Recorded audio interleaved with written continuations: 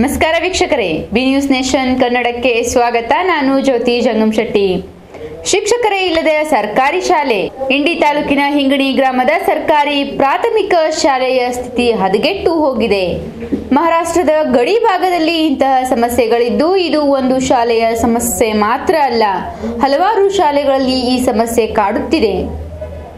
ಹಿಂಗಣಿ ಸರ್ಕಾರಿ ಶಾಲೆಯಲ್ಲಿ ಸುಮಾರು 340ಕ್ಕಿಂತ ಹೆಚ್ಚು ವಿದ್ಯಾರ್ಥಿಗಳು ಅಭ್ಯಾಸ ಮಾಡುತ್ತಿದ್ದು, ಶಾಲೆಯಲ್ಲಿ ಶಿಕ್ಷಕರ ಕೊರತೆ ಇದೆ. 340 ವಿದ್ಯಾರ್ಥಿಗಳಿಗೆ ಕೇವಲ 2 ಶಿಕ್ಷಕರು ಮಾತ್ರ ಇದ್ದು, ಇತ್ತೀಚೆಗೆ 4 ಜನ ನಿಯೋಜಿತ ಶಿಕ್ಷಕರನ್ನ ನೇಮಕ ಮಾಡಿದ್ದು, ಸುಮಾರು 340ಕ್ಕೂ ಹೆಚ್ಚು ವಿದ್ಯಾರ್ಥಿಗಳಿಗೆ 10 ಜನರು ಶಿಕ್ಷಕ ಕಡ್ಡಾಯವಾಗಿ ಇರಬೇಕು ಎಂದು ಬಿಒ ಹೇಳಿದ್ದರು. ಆದರೆ ಈ ಶಾಲೆಯಲ್ಲಿ 6 ಜನ ಶಿಕ್ಷಕರು ಮಾತ್ರ ಇದ್ದಾರೆ. ಶಾಲೆಯಲ್ಲಿ ಶೌಚಾಲಯ ಸೇರಿದಂತೆ ಅನೇಕ ಸಮಸ್ಯೆಗಳು ಹೊಂದಿದೆ.